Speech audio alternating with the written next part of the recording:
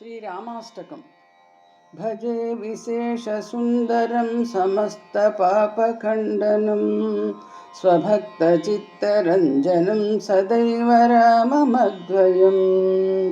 भजे विशेषसुन्दरं समस्तपापखण्डनं स्वभक्तचित्तरञ्जनं सदैव राममद्वयम्।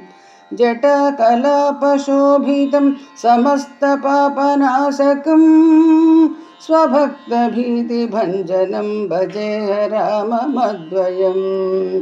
निजस्वरूपबोधकं कृपाकरं भवापहं समं शिवं निरञ्जनं भजे राममद्वयम्। सदा प्रपञ्चकल्पितं ह्यनामरूपवास्तवं निराकृतिं निरामयं भजे राममद्वयम्। निष्प्रपञ्चनिर्विकल्पनिर्मलं निरामयं चिदेकरूपसन्ततं भजे राममद्वयम्। भवाब्धिपोतरूपकं ह्यशेषदेहकल्पितं गुणाकरं कृपाकरं भजे राममद्वयम्। महासुवाक्यबोधकैर्विराजमानवाक्पदैः पटञ्च ब्रह्मव्यापकं भजे राममद्वयम्।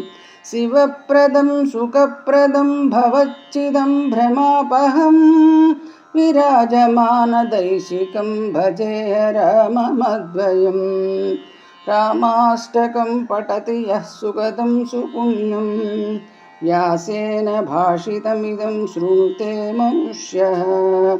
विद्यां श्रियं विपुलसौख्यमनन्तकीर्तिं सम्प्राप्य देहविलये लभते च मोक्षम्। इति श्रीव्यासप्रोक्त श्रीरामाष्टकम्।